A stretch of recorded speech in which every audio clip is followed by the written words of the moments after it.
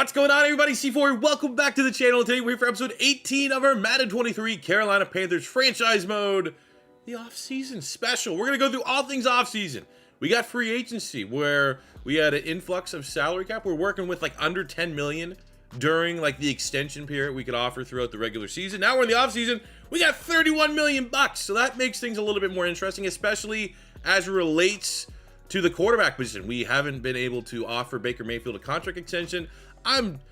I think I want him around. I don't know. Like, do we offer him one? Do we go Matt Corral? Do we look at a quarterback in the 2023 NFL draft? Do we let Baker hit the open market, see what other quarterbacks are available, and then still be able to offer Baker Mayfield a contract? I don't know how high the demand will be for him. He might be the best quarterback. There's a lot of unknown. We have 31 million bucks. Might be able to spend and invest some money on the offensive line. Get rid of this sack of garbage, you know, or maybe on the defensive side, we could look at improving, you know, D-tackle or whatever we might want to do.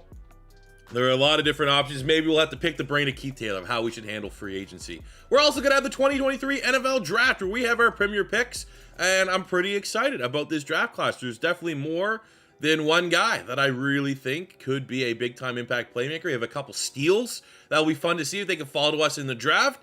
But I tend to like to let my Panthers episodes breathe a little bit, even though I know it's common in the comments saying, C4, where's the next Panthers? Get the Panthers out every single day.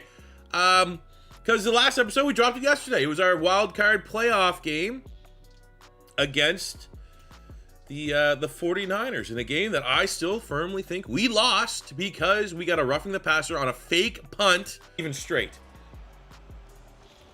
No! What was that? What's the flag? That better not bail them out. Personal foul. Roughing the passer. It's a fucking trick play. What? There's no way this is happening. We got a roughing the passer on a trick play? Kyle Juszczyk threw the ball. We got a roughing. Is that even a penalty? Did we bring Mike Pereira in to see it? Like, I still think we got utterly robbed in that game. That's not the reason why I have an anxiety about today's episode, and it's not because of that loss. It's because there's a known Madden 23 online franchise glitch, which is once you go through the offseason, go through the draft, you get into the next year, which hopefully by the end of today's episode, we get through or at least up to the next preseason, and we could save it, and we'll be fine there. But a lot of people have been reaching out to me on Twitter, and I've actually had it happen in one of my rebuilds, where essentially your online franchise mode bricks. You get stuck in like an infinite loop that every single time you load up your franchise mode, it pulls you back to like the second round of the draft. And I've sunk a lot of time into this Panthers franchise, especially behind the scenes. If I lose all this work, you know, I've taken a snapshot of all these players overall. It's going to be terribly annoying and tedious and heartbreaking. But I suppose I will be able to just go offline, make a brand new franchise, have the whole roster look the way it looks right now. But I just need to get through this offseason, make sure that this franchise does not get bricked. That's honestly all I thought about yesterday during football, Sunday football. I mean, Eagles weren't playing, so it was a very casual, neutral Sunday.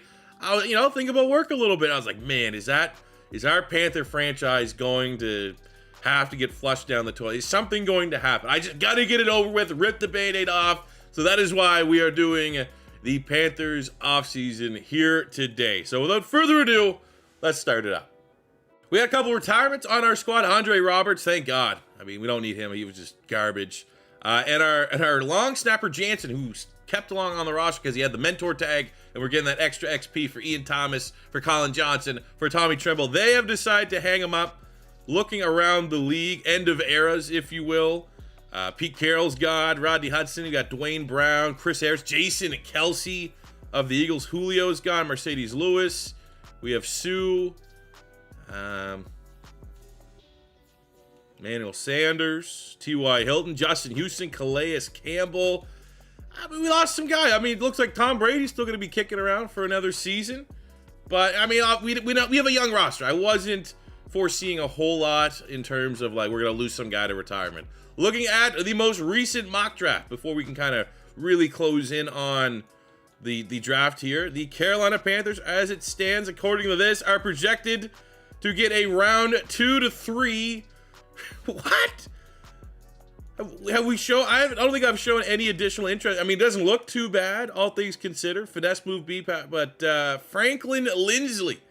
Okay, out of Mississippi State. Maybe he's a Fletcher Cox regen. Suppose we do have 79 staff points.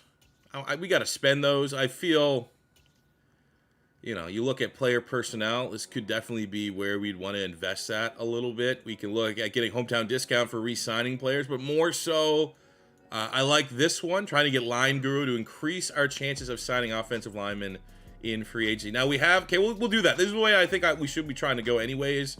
But, you know, we have heavily scouted the offensive line in this upcoming draft. Like, pretty much tackles across the board. It's a very strong tackle class, and a good tackle makes a great guard more often than not.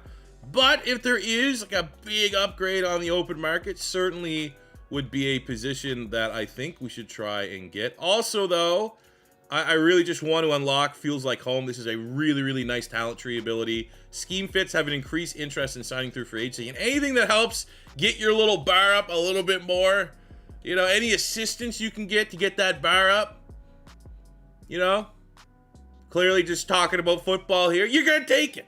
You're going to take it. So we'll get Feels Like Home locked in. We got a little bit of a boost as far as signing linemen. Like in a perfect world, we've been able to get Feels Like Home, and instead of getting safeties or strong safeties, which we don't need. We got Keith Taylor back there. We got Jeremy Chin, and maybe getting applying pressure. The front defensive line, defensive ends, D tackles would have been a little bit more beneficial because that's a position we actually will consider on the open market. But you know, spending all our points here in contracts give us a little bit of assistance as we go through free agency.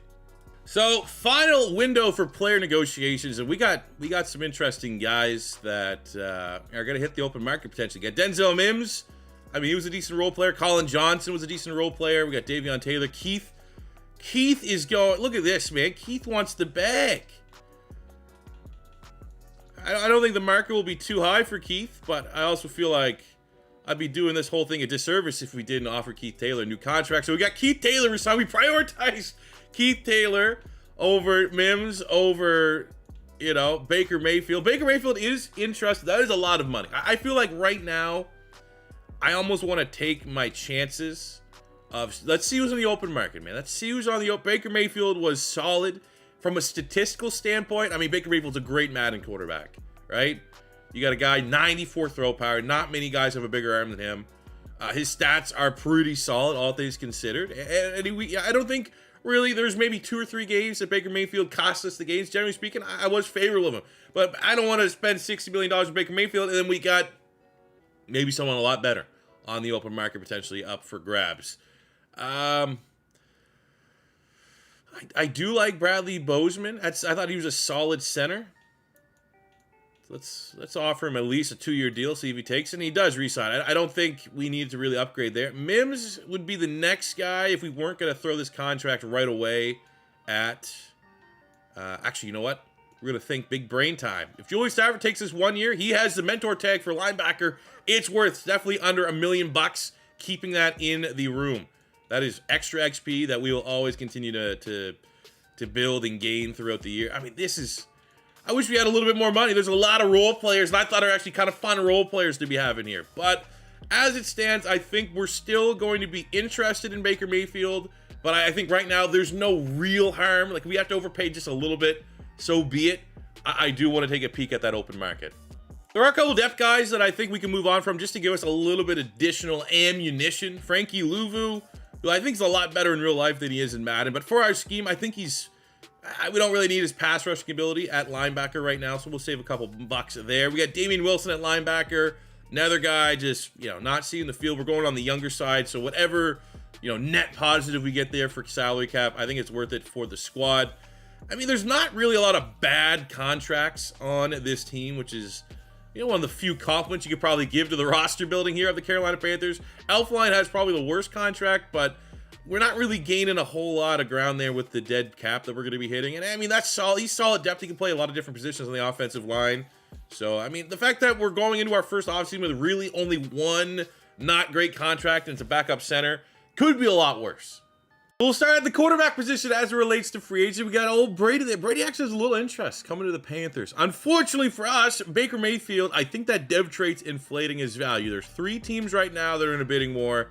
And I gotta be completely honest with you, that's about $5 to $6 million more per year than I was hoping to see there. He wants to come back, but I was hoping he'd be like in this Teddy range. I mean, no one's interested in Carson Wentz at $17 million, not surprising. But I was thinking he's gonna be around Teddy, 12 to 15 was where I was like, all right, we can get Baker Mayfield 12 to 15 in this Jimmy G Teddy range. So be it. 21, that's all of our salary cap. We will not be able to improve the team anywhere else. And you got to remember Baker Mayfield, we had 24 touchdowns to 21 picks last year. And I also think as it relates to real life, I think Baker Mayfield through 2 games, it's still very early of the 2022 season, hasn't looked overly impressive. Like, it's not like if I don't re-sign Baker Mayfield, we're missing out on the quarterback of the future in real life with the Carolina Panthers. Not like Baker Mayfield's gone off and the hype around him with the Panthers is off the chains right now. And the fact that he's coming in, $5-6 million more, and on top of the fact that, like, that's expected value. We're going to have to overpay to most likely win this bidding war. Gun to my head, I was 85% planning on going with Baker Mayfield as my quarterback. Because, Matt Corral, even if it doesn't work next year, my whole plan was also short term. I want Baker on a 1 year. 1 year, 15 mil. That is what I was looking for Baker Mayfield. The fact that it's going to be 3 years at 21 mil a year, and that's competing with other teams, I don't think we can do it. I don't think we can do it. I think what we do here at the quarterback spot, and we're not going to waste our stage 1 of 3 bidding on this. I think we look at a mentor quarterback. Andy Dalton's interested in coming to our squad. We could look at Cam Newton, bringing him back, giving him the Josh Norman treatment that we had last year, and just get a mentor quarterback on the team and commit to Matt Corral, and hopefully that's not going to cripple this team going into year 2. Or we look at the draft potentially.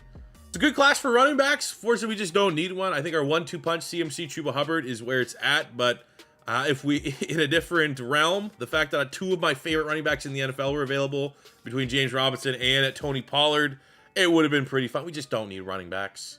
Don't need fullbacks. I'm going to keep Ian Thomas classified as a tight end because you can just move them into fullback. But Ian Thomas is our fullback. Big fan of his game.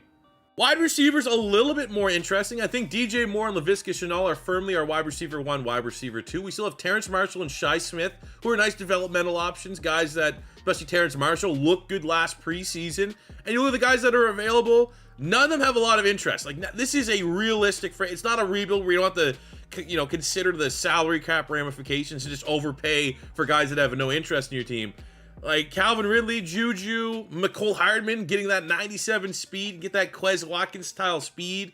I would love to, but they're not interested in the fact that, like, we are not in a position to overpay for anybody. Same can be said for tight end, especially if Ian Thomas, we're going to try to primarily use it as a fullback, and I do want to run out of the eye a lot more. Another tight end would be of value behind Tommy Tremble. Dawson Knox, we're not going to go on the high end for sure. You look at some depth guys, there's not a whole lot here. Maybe Herndon could be the best of the bunch. I would prefer someone with a little bit of receiving ability, but not one of these guys that's like a glorified wide receiver, because, you got to be able to block just a little bit. But again, tight end, we will try to address it, but it's just a depth spot. Offensive line, that's something that we've prioritized really for that first round pick.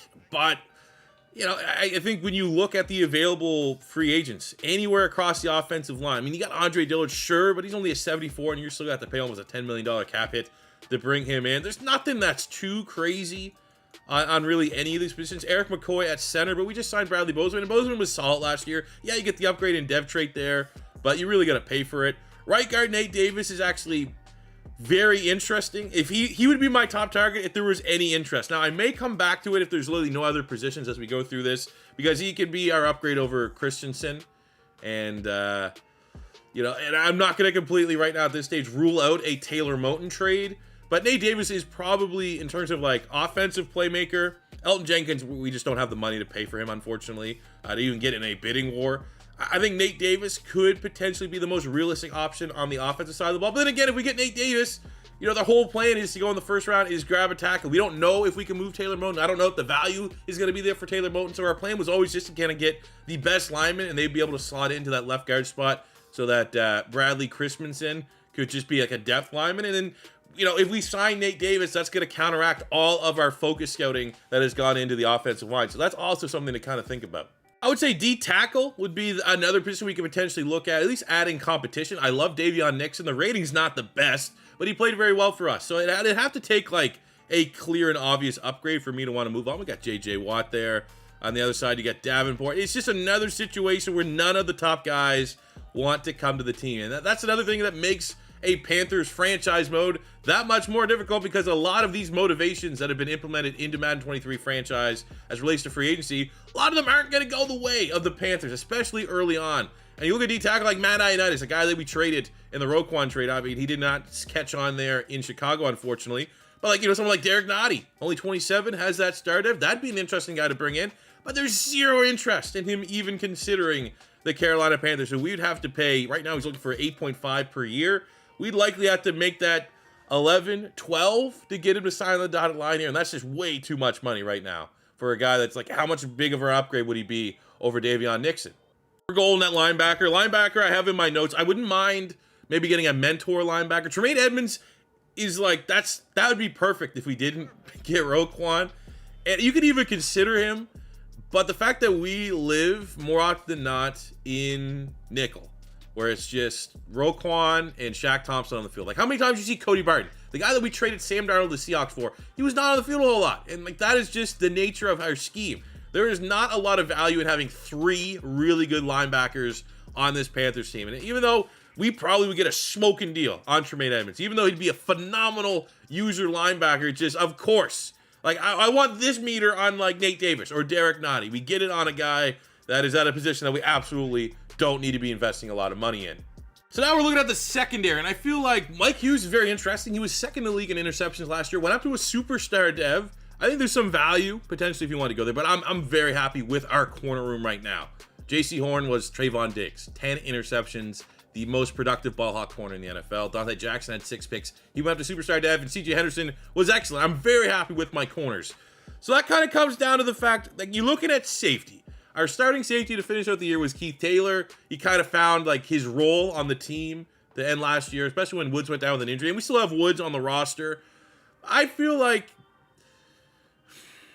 Keith Taylor was best utilized for this Panthers team, and we signed him under the impression he's going to be the chameleon. He's kind of a guy that, like, if any given week you get a practice injury, and he's the kind of guy that with his effort, maximum effort, he will be able to kind of wear a bunch of different hats and step into that role and fill that spot. I don't think it's fair to just plug and play Keith Taylor at safety. So that leads me to, like, I think safety could be a spot. We didn't have a lot of scouting on the safeties that we could look for an upgrade. Now, everyone knows we're going to have to pull back the realism here a little bit, is that there's some issues as it relates to Madden free agency. And because of where we started, Derwin James hit the open market. I'll tell you right now, as soon as we get into the next offseason, I will find a way to get Derwin James, or back to the regular season. I'll get Derwin James on the Chargers. Because obviously he signed a contract extension with the Chargers, but I started my franchise mode before that was in effect. So wherever he goes, we'll make sure he finds his way back to the Chargers. But we have one of my favorite players in the NFL here, who very likely is going to cash out and jump to free agency to the highest bidder. And there's a little bit of interest there. Chauncey Gardner-Johnson, who will be able to be plug and play at free. He can play either safety. He can play slot corner. The versatility is immense with him. He can play sub linebacker. I think between him and Jeremy Chin as our 2 safeties, it will really lock down and solidify our secondary as one of the best in the NFL. And it's an easy sell because I am such a major fan. Now, the only downside of this is, like, our secondary generally is a strength of the team. Is it worth, with our limited salary cap, kind of improving a strength of your team, making it even more of a strength?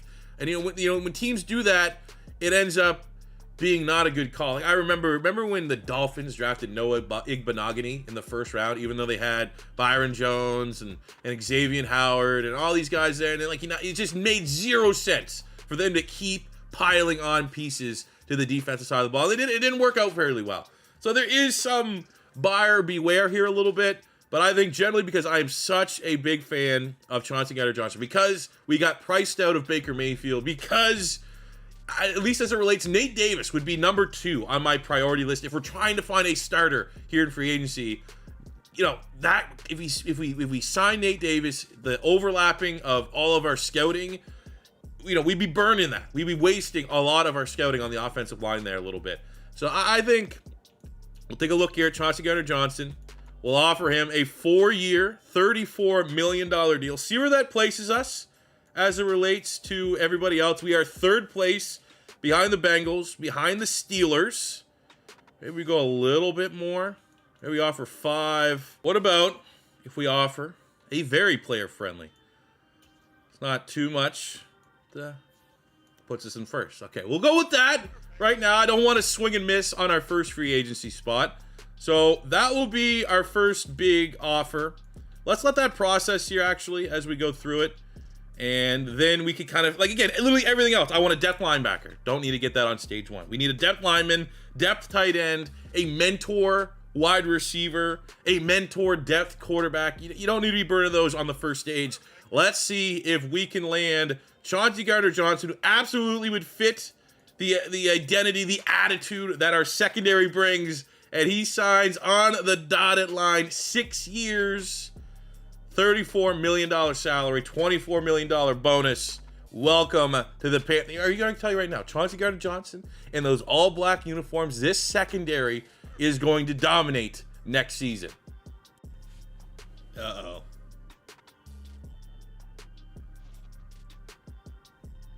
I've been here at this screen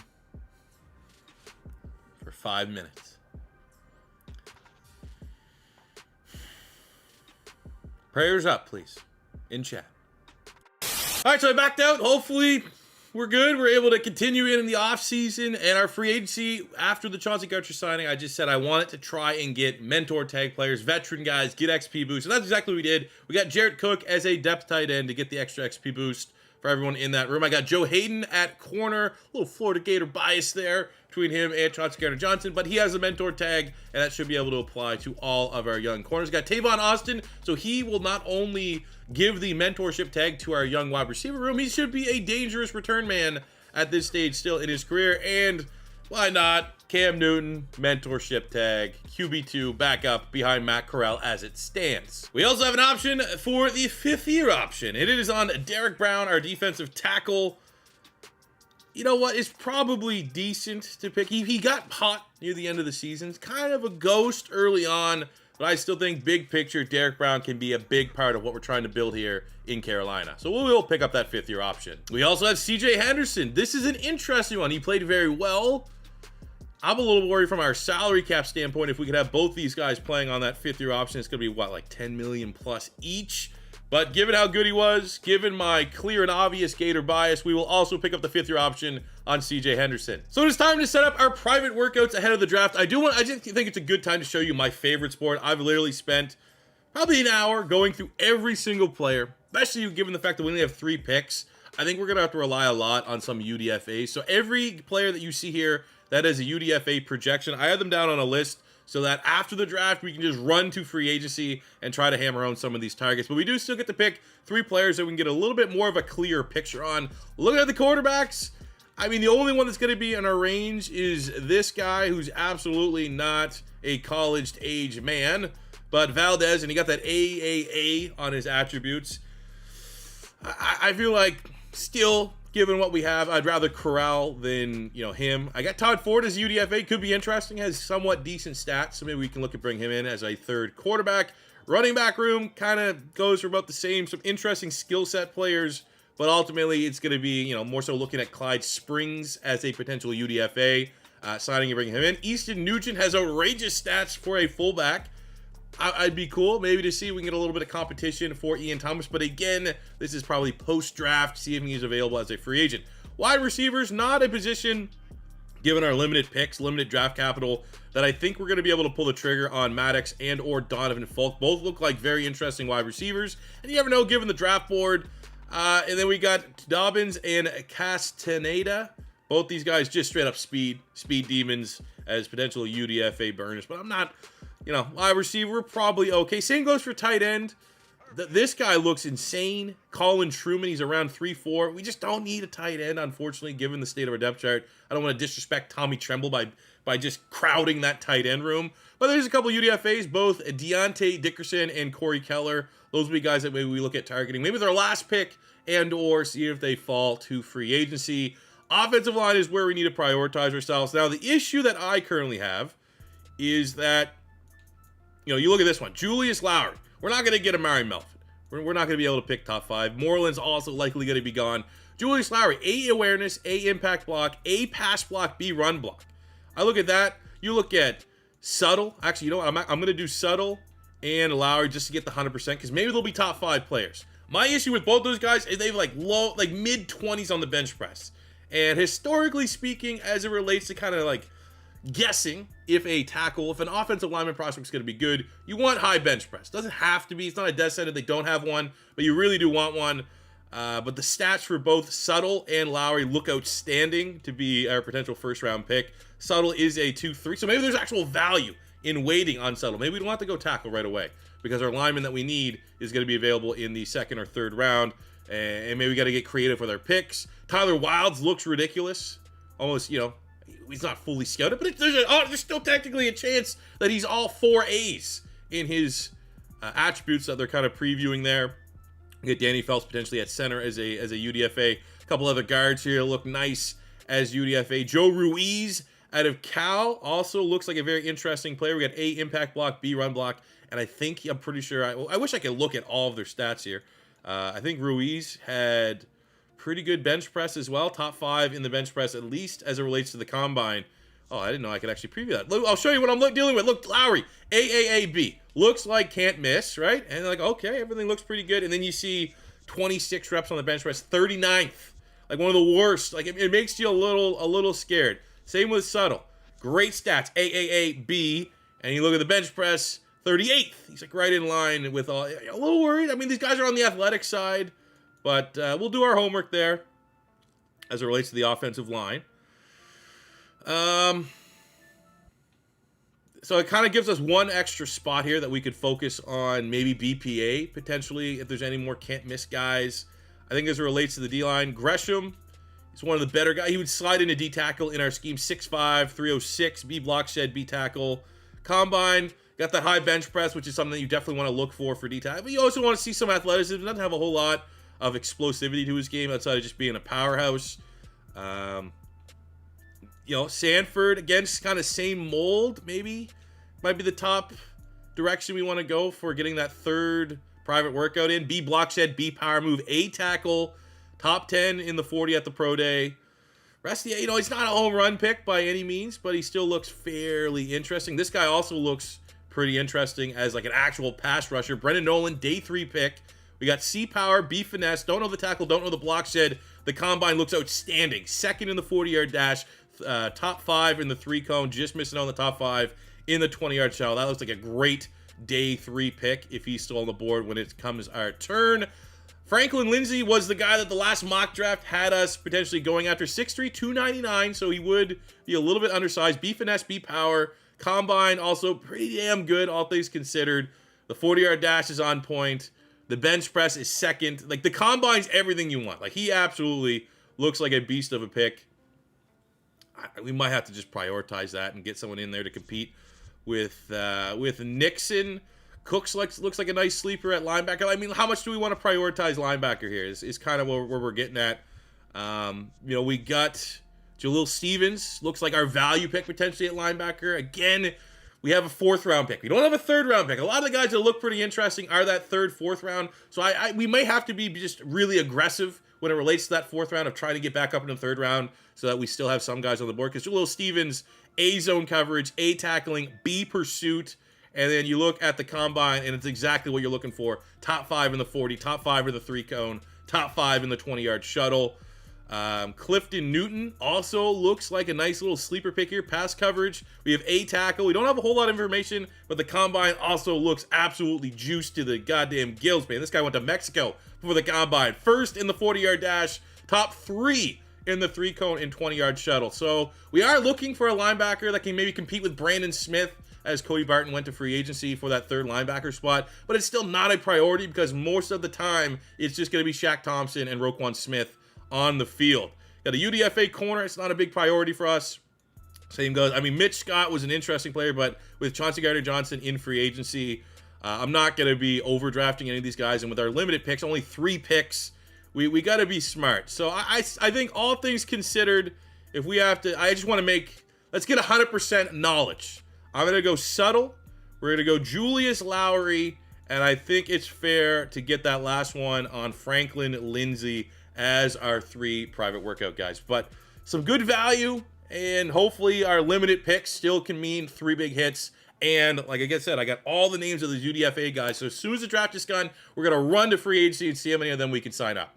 The free agency recap, again, I'm going to try and I don't think it'll be too difficult, but because I am in an online franchise, I can't really control other teams. I'm going to try and get Derwin James back on the Chargers. He went to the Eagles late enough, but I don't want him in the NFC. So I'm going to try my best to fix that when I can. Everything else, we got Tom Brady going to the Steelers, Kareem Hunt to the Falcons, Elton Jenkins to the Raiders, Odell's going to the Texans, James Robinson going to the Texans, Calvin Ridley going to the Patriots, Tremaine Edmonds to the Bengals, J.J. Watt going back to Arizona, Dawson Knox, oddly enough, going with Brian Dable to the New York Giants. And, hey, we made one of the better signings. He shows up there, Chauncey Gardner-Johnson. Rest of the side, we got Jamel Dean, Seattle, Juju going to the Bears, Davenport going to the Texans. Let's show Mike Hughes going to the Bears, second interceptions. But, hey, I'm not seeing anyone directly in our division outside of Kareem Hunt. So it's not like the rest of the division got any crazy signings or any crazy offseason this part. So I should feel somewhat confident going into next year that we'll be one of the better teams, one of the strongest rosters, at least in the NFC South. And it almost feels like that private workout did literally nothing. I feel like we have no more information about Suttle or Lowry. I was kind of hoping we would get the talent grade unlocked. Unfortunately, we did not. Seems like we got a little bit here on Lindsay. You have 90% scouted. Still, you're going on him for his athletic profile. The B finesse, B power move, and the C's are fine. There's no D's, there's no F's. But the combine's absolutely ridiculous. I'm still thinking in a perfect world. Honestly, at this point, maybe we try to trade out of depending who's there in the first round as it relates to like some of these some of the top 5 guys slip. I think I could live in a world if we could trade back from the first round and find a way to get more in the second so we can land Suttle and we can find a way to get Lindsay. I think there's a way that we get out of the first and can get both these guys in the second, third round. All right, it's draft time. We'll go the first 5 picks just to see. Get some names here, and then we will sim to our selection at pick 19. So let's pause this thing. First round, number 1 overall, the Seattle Seahawks get themselves a new franchise quarterback, Reichard out of Utah State. The Texans at pick 2 follow it up, get Amari Melvin, the top tackle on the board. I mean, it was a pipe dream that he'd be able to fall to us at 19. The Minnesota Vikings at pick 3 get themselves Danny Wheeler, quarterback out of Florida. So moving on from Kirk Cousins to Philadelphia Eagles at pick 4, probably looking at a quarterback to move on from Jalen Hurts. And they do by selecting Dylan Holloway out of Iowa State. And our final, rounding out the first top 5 picks of the 2023 draft, the New England Patriots. Going to be interesting what they're going to do. They're picking top 5, maybe moving on from Mac Jones, maybe not. They go running back. Wow. Tim Lasley out of Notre Dame. So we're on the clock now at pick 19, looking at the board, looking at who's available, looking at our favorites. We still technically have the quarterback. Maybe I'll come back to bite us in the ass because we will have to, we'll look and see what his rating is because I think we're going to pass on. Watch it be X Factor or something like that. But as it relates, our first round players, it's on the offensive line. And, wow. Some of our guys must have been top targets here. Suttle's still there, but we didn't even have a chance at getting our first top tackle. You look at the defensive line, Franklin Lindsay's still there. So I think, honestly, we at least entertain the offense. Because right now, we're probably going to reach for one of those 2 players. Those are the guys I feel the most comfortable with. I would love to be able to trade back, get an additional, 2023 second-round pick. And maybe this is a 2-parter. Maybe we move back in the first round to get a second. And then move back again. So we got the Bears offering us a second this year, a second next year, a 2 and a 4 this year, and a second next year. I think we could do a little bit better. We got a future first from Tampa and a second this year. All right, that's leading right now. First and a third, first and a fourth, first and a second next year. First this year, second next year. Not exactly. We got 2 and a 2. First next year, first next year. I would say right now that this is probably I hate trading within the division, but if things don't work out with Matt Corral, we're going to want those 2 first-round picks. We're going to kind of act like the Philadelphia Eagles here a little bit, where Philly wanted to, like, we're going with Jalen Hurts this year, but we also have the draft capital to, get our quarterback, regardless of what happens. And I feel like right now, we still get that second that we're looking for, that second that every other team's offering. Well, we get that future first, so that we have 2 first-round picks next year to figure out the quarterback spot if Matt Corral is not the answer. So even though it's Tampa, even though that first-round pick's probably going to be close to a second-round pick, they're not going to be bad. I think that's still the move we have to make at this point. Given the board as well. None of those legitimate first-round lock tackles are still on the board. So at least we get to move back into the second round. Both our guys are still on the board, the tackle and the D tackle. Tennessee is on at pick 9 in the second round. They want our second next year and our 4th this year to move up.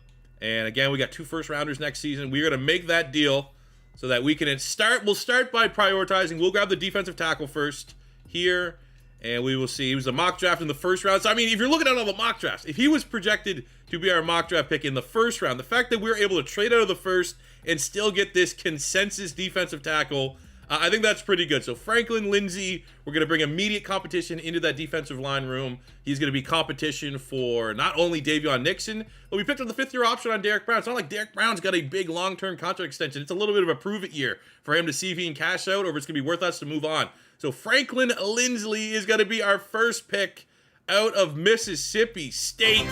He pops with a hidden dev, and he's an outstanding athlete. 80 acceleration, 79 speed, 89 strength. Yes, a little bit on the slight side. Maybe we got to get him into some of that Carolina barbecue a little bit, but very good pick. Now, back to work, see if we can get back into the second round and then get that tackle.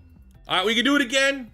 Now, the second round pick that we acquired from the Bucs was 31st in the second round, which it makes a lot of sense now that maybe we should have done that. But we can get back up into the teens here in the second round to get that tackle. We give up our second round, so that's fine. We give up a future 4th, and we give up our last pick in this draft to make this move. And I feel like at this point, I have a lot of confidence in the UDFAs. I think we did enough homework on the UDFAs that's going to be better than that 6th-round pick so that we can hit on alignment. The last tackle just went off the board, Tyler Booth, so I got a little bit worried, a little bit spooked that if we kept waiting, especially maybe just trying to stay put on that second-round pick we got from the Bucs, that our tackle would not be there.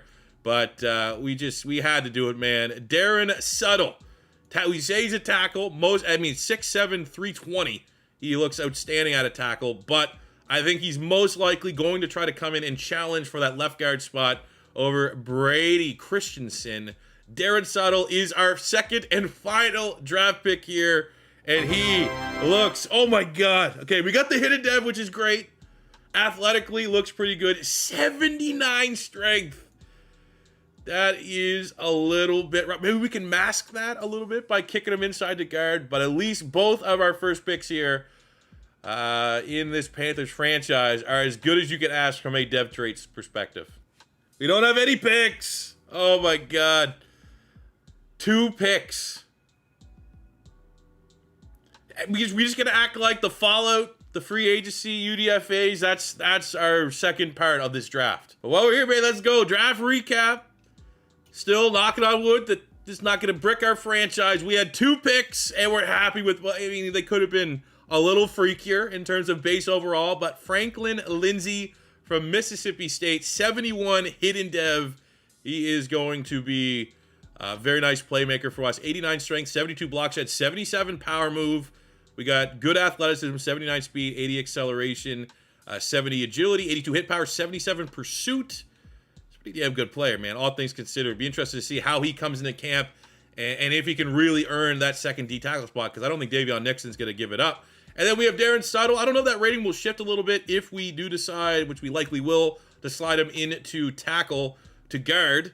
With that 79 strength, we have 75 run block, 80 pass block, 69 run block power, 69 run block finesse, 77 pass block power. It's just weird. Why does he have all that power if he doesn't have that strength? 80 pass block finesse looks pretty good. 80 impact block, 76 awareness. So he's a very smart player. Good athlete. Hopefully he can make that slide inside. We're going to round the rest of the first round. The quarterbacks are also, Melvin for... No. No. No.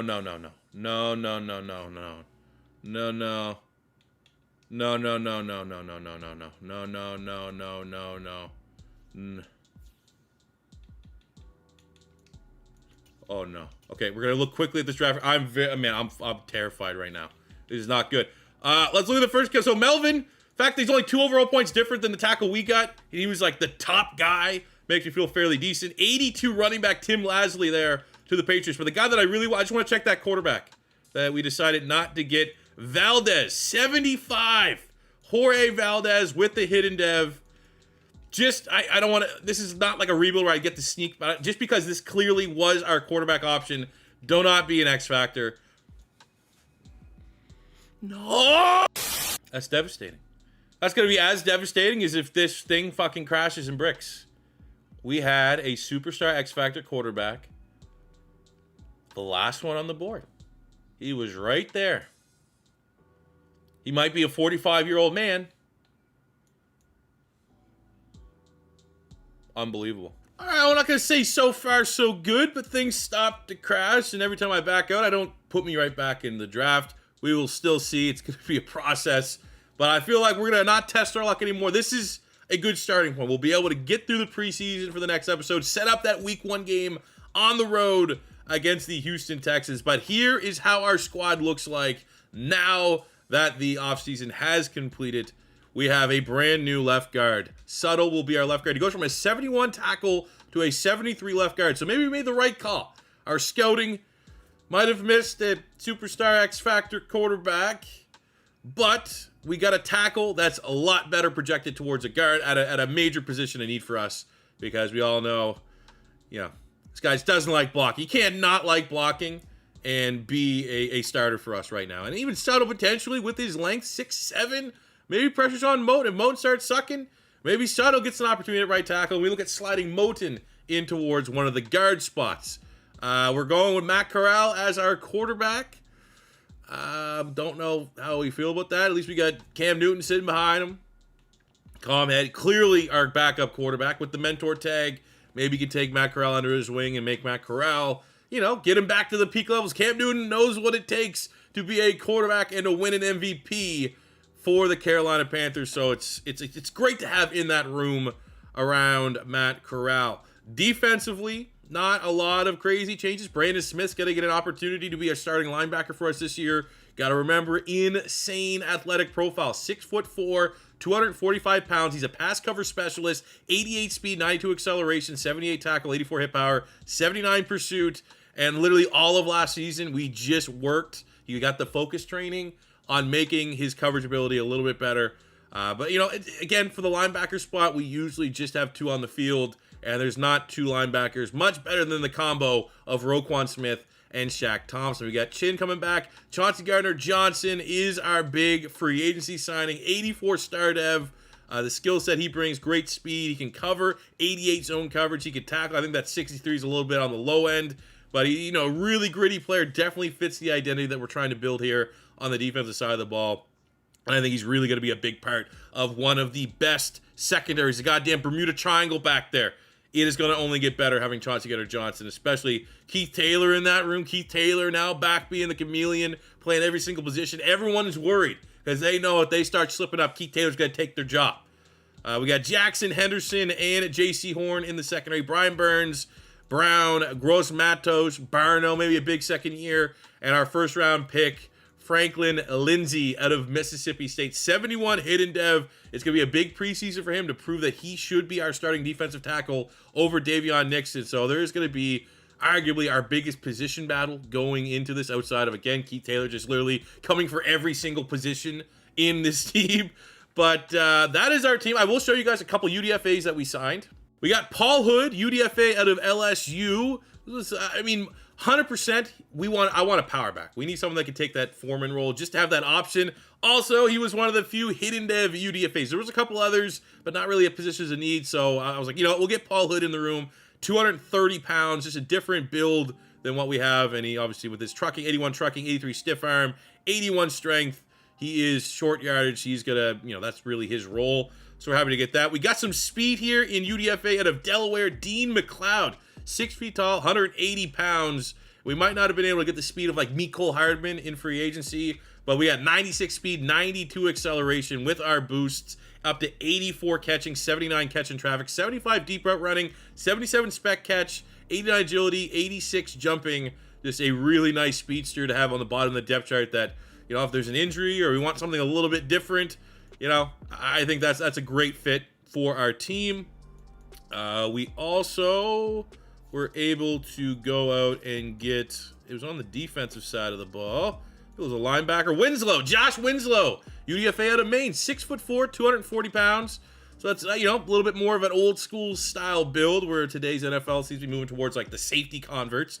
83 speed, 83 tackling, 83 hit power, 80 pursuit, 88 acceleration, 62 zone coverage. So, you know, firmly just nice depth. 67 overall. You can't ask for a lot better than that as it relates to UDFA players. That is it though. You know, a lot of the targets that we had, clearly other teams identified them as well. But we're able to end this draft. We got a second first-round pick next year. So, again, if the quarterback risk, gamble, whatever you want to call it this year with Matt Corral in center doesn't work out, at least we're going to have the ammunition to hopefully rectify that next offseason. It's not going to be, you know, resetting and having a whole nother rebuild. I'm glad that we have that. But as it stands, as we end this offseason special episode, I swear to God, too. It's something like, you know, sometimes I plan things out. I got a board, and you're like, you know, this is what I kind of want to happen here, too. Again, I was 85%. I freaking ordered the bandana to be Baker Mayfield. $21 million a year for Baker Mayfield versus giving Matt Corral a chance. I think I made the right call, honestly. Especially because I don't even know if $21 million would have been able to get Baker Mayfield in the open market. There's 3 other teams that wanted to get him. So here's our quarterback, Matt Corral. Get 89 throw power. It's going to be a little bit different. Baker had the 94 throw power, but I think really in every other department, very similar style player and clearly a higher ceiling than what we have with Baker Mayfield. But, I mean, hey, you know what? As it relates to those 2 first-round picks, again, we might not even have to wait to the offseason. Things are bad right at the gate. Things don't look like they're going to get any better. Maybe we're aggressive in season. Find someone, I'm not saying like Lamar, but, you know, Lamar, with his contract extension, if there's someone like that in this safe, that you know, they didn't pick up the 5th-year option, or they did pick up the 5th-year option, and they're not sure. Maybe they'll be enticed by 2 first-round picks for us to go out and get maybe another established guy. But Matt Corral is our QB1 as we go into year 2. I have no idea how this is going to work, honestly, fellas.